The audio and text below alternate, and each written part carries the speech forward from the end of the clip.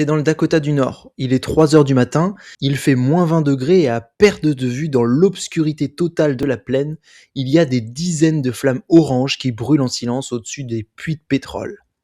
Ce n'est pas des incendies, ce sont des torchères, du gaz naturel et qui sort de la terre en même temps que le pétrole, dont personne d'ailleurs ne sait quoi faire et qui brûle simplement dans l'atmosphère parce que c'est la solution la moins chère pour s'en débarrasser. Ces flammes que tu vois au loin, elles brûlent 24 heures sur 24, 7 jours sur 7, et cela depuis des décennies. Même depuis l'espace, tu peux les apercevoir. La NASA a publié des photos satellites nocturnes du bassin de Bakken, la plus grande région pétrolière du Dakota du Nord, et on voit des torchères qui brillent autant que des lumières de Minneapolis. Une ville entière d'énergie brûlée pour rien du tout. Il y a quelques années, une poignée d'ingénieurs ont une idée que tout le monde a trouvé bizarre au premier abord. Ils ont regardé ces flammes, ils ont regardé leurs machines à miner du Bitcoin, et ils se sont dit, et si on branchait les deux ensemble? Alors, est-ce que Bitcoin est en train de devenir l'outil énergique le plus inattendu de notre époque? L'unique industrie capable de chercher de l'énergie là où personne ne peut aller? C'est la question fondamentale de cet épisode. Bienvenue sur S'émanciper. Pour commencer et pour comprendre déjà pourquoi le minage de Bitcoin sur les torchères de gaz est révolutionnaire, il faut comprendre pourquoi les torchères existent et pourquoi malgré des décennies de réglementation environnementale, elles n'ont jamais disparu et ne sont pas du tout inquiétées aujourd'hui. Quand une compagnie pétrolière fore un puits, elle cherche du pétrole. Mais le pétrole ne vient jamais seul, il est accompagné de gaz naturel, du méthane principalement, qui remonte à la surface en même temps que tu fais remonter le pétrole. Ce gaz associé, comme on l'appelle dans cette industrie, est un sous-produit inévitable de l'extraction pétrolière. Dans un monde idéal, ce gaz est capté, transporté par oléoduc et vendu comme un combustible. C'est ce qui se passe sur les grands gisements qui sont bien équipés et proches des infrastructures existantes. Mais le monde idéal il n'existe pas dans tous les champs pétroliers. Beaucoup de puits sont extrêmement isolés. Donc construire un gazoduc pour relier un puits isolé à un réseau de distribution, ça coûte des dizaines de millions de dollars. Et si ce puits produit relativement peu de gaz, l'investissement ne sera jamais vraiment rentable. Alors les compagnies ont fait le calcul. D'un côté le coût de construction d'une infrastructure gazière, de l'autre l'amende réglementaire pour faire ce qu'on appelle du torchage. Et dans la majorité des cas, l'amende est moins chère que l'infrastructure. Donc on brûle ce gaz dans l'air, on pollue la planète et on n'en a rien à foutre car l'objectif c'est de récupérer du pétrole. Les chiffres sont sidérants. Chaque année, environ 150 milliards de mètres cubes de gaz naturel sont brûlés à travers le monde. C'est l'équivalent de la consommation annuelle en gaz de l'Afrique subsaharienne tout entière, évaporée, juste jetée dans l'atmosphère. Le torchage produit du CO2, environ 400 millions de tonnes par an à l'échelle mondiale. Mais ça, c'est encore dans le meilleur des scénarios, parce que les torchères ne brûlent pas toujours complètement. Quand la combustion est incomplète, le méthane s'échappe directement dans l'atmosphère sans brûler. Et le méthane est 80 fois plus puissant que le CO2 comme gaz à effet de serre sur une période de 20 ans. Les régulateurs le savent très bien, les compagnies également. Et malgré les recommandations de plus en plus strictes, aux États-Unis, en Norvège, en Europe, le torchage mondial n'a quasiment pas diminué en 20 ans. Parce que le problème, il n'est pas réglementaire, il est économique. Et tant qu'il n'existe pas de solution rentable pour valoriser ce gaz sur place, les torchères vont continuer de brûler. Et c'est exactement à ce moment précis qu'intervient Bitcoin. Mais laisse-moi t'expliquer le principe de base avant d'entrer dans les détails. Une torchère brûle du gaz pour se débarrasser d'un sous-produit encombrant. Un mineur brûle de l'énergie pour sécuriser le réseau et gagner des bitcoins. Ce que des ingénieurs ont réalisé, c'est que si au lieu de brûler le gaz dans une torchère inutile, on l'utilise pour alimenter un groupe électrogène qui alimente des ASIC, on transforme ce déchet en actif réel. Le gaz ne disparaît plus dans l'atmosphère sans laisser de traces, il produit de l'électricité. Cette électricité fait tourner des machines, et ces machines produisent des bitcoins. Et ces bitcoins ont une valeur réelle, liquide, et transférable instantanément n'importe où dans le monde. Sans avoir besoin d'un gazoduc, sans infrastructure lourde et surtout sans aucun intermédiaire. Bitcoin est donc dans ce contexte le seul acheteur d'énergie au monde qui n'a pas besoin de réseau de distribution.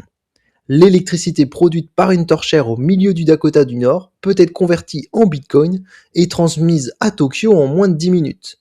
Aucune autre industrie mondiale ne peut faire ça. C'est fondamental et c'est ce qui distingue Bitcoin de toutes les autres solutions qui ont été tentées pour valoriser le gaz associé sur place. Parce qu'ils ont quand même tenté des choses. Ils ont tenté d'installer des unités de liquéfaction portables, mais elles sont trop chères, trop complexes à opérer. Ils ont essayé aussi de réinjecter le gaz dans le sol directement. Ça fonctionne sur certains gisements, mais c'est impossible à faire sur d'autres.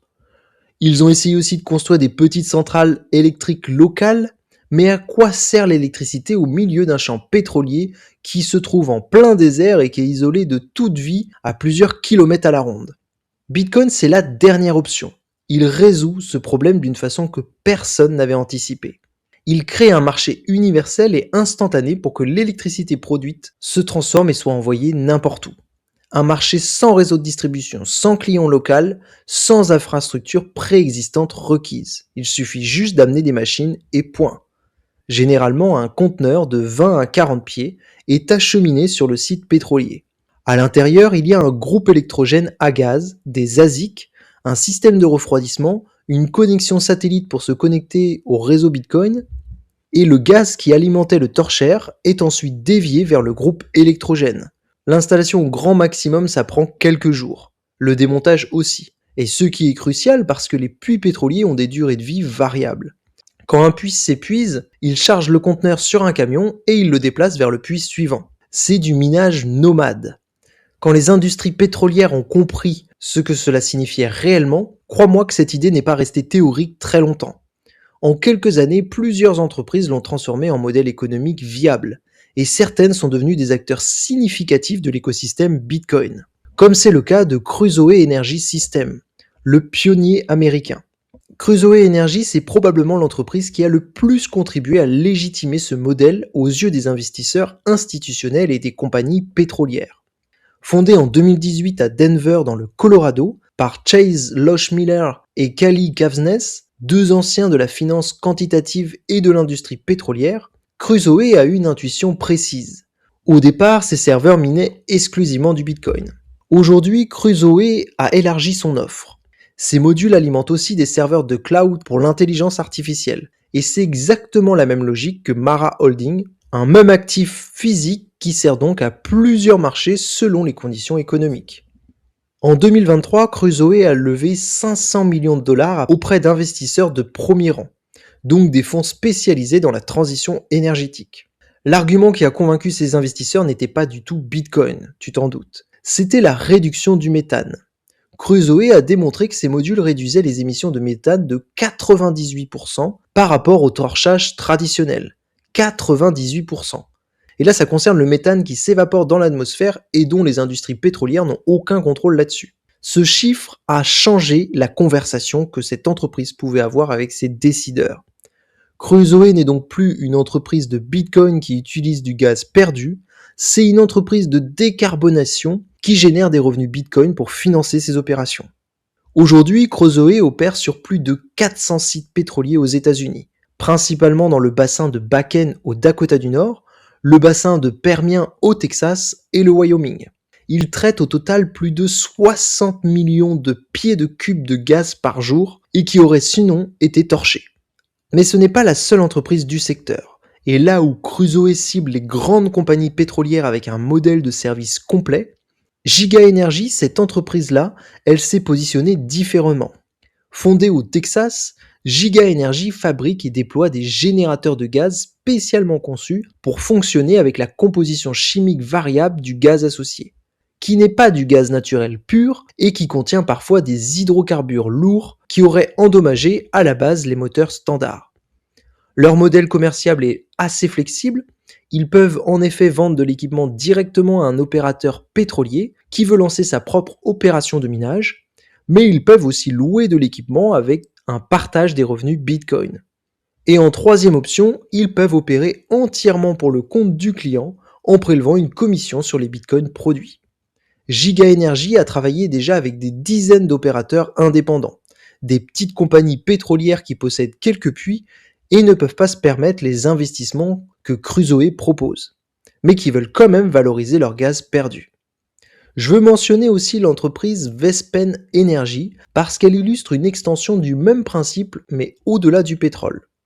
Les décharges publiques que tu connais sûrement très bien produisent également du méthane en décomposant les déchets organiques. Ce méthane, le biogaz de décharge entre guillemets, est lui aussi partiellement capté et partiellement torché ou simplement émis dans l'atmosphère.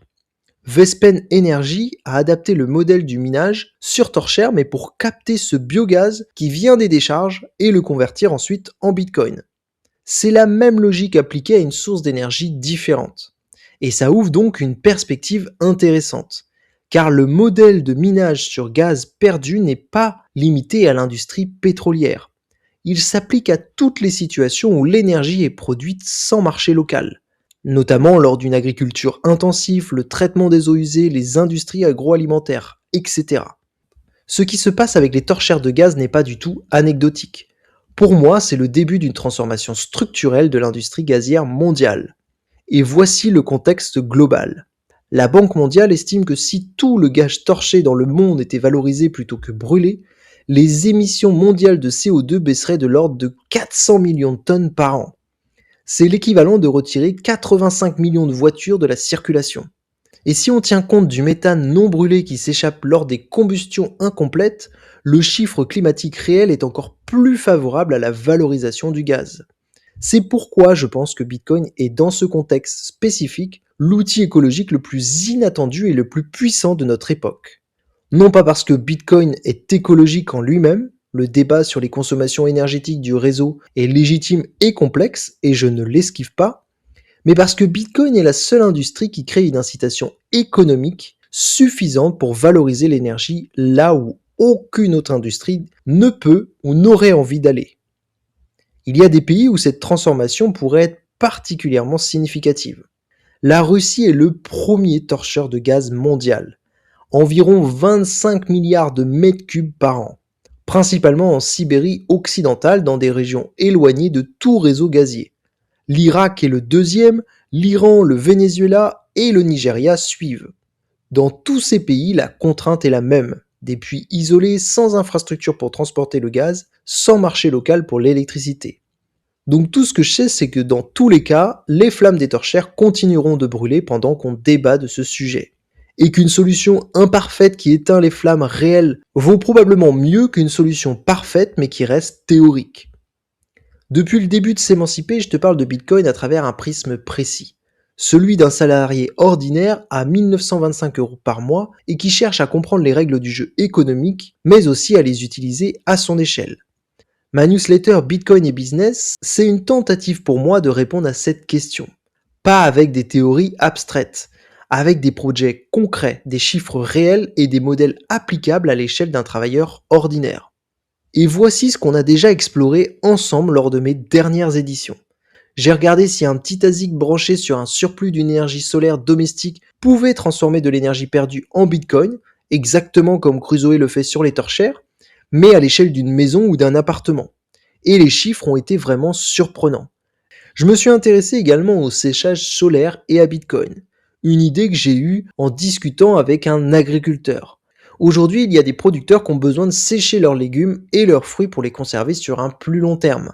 Donc, ils utilisent une sorte de chauffage qui va consommer de l'électricité régulièrement.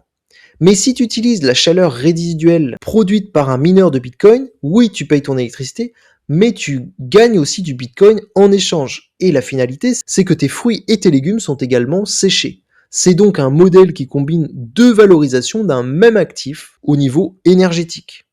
Je me suis intéressé également au paiement Lightning pour les petits commerces, et pour quelqu'un qui fait plus de 200 transactions par carte bancaire par mois, le calcul est vite fait. Tous ces projets ont un point en commun. Ils sont à la portée de quelqu'un qui n'a pas de capital considérable, et qui ne peut pas investir 168 millions dans une filiale d'EDF, qui ne peut pas déployer des dizaines de conteneurs remplis de mineurs de Bitcoin en Éthiopie, mais qui est quand même en capacité d'identifier dans son quotidien son activité professionnelle des flux d'énergie ou d'argent qui s'échappent sans être valorisés. Donc voilà, si j'ai réussi à te convaincre que cette newsletter pourrait être intéressant, n'hésite pas à t'abonner, je t'ai mis le lien en description. Dans le prochain épisode, je te parlerai de l'entreprise Bitmain. Bitmain, c'est l'empire discret qui rend tout ce qu'on a vu aujourd'hui possible. C'est une entreprise chinoise qui fabrique la quasi-totalité de tous les ASIC utilisés dans le monde. Mais Bitmain, c'est aussi une question de pouvoir. Qui contrôle la fabrication des machines contrôle d'une certaine façon qui peut miner du Bitcoin. Et quand une seule entreprise détient cette position majeure et mondiale, avec des machines toujours plus puissantes et des nouvelles générations qui rendent les précédentes obsolètes en seulement quelques mois, ça pose sérieusement question. Alors s'agit-il d'ingéniosité ou d'un nouvel empire qui est en train de se créer? On en parle la prochaine fois. D'ici là, prends bien soin de toi et je te dis à très bientôt sur S'émanciper.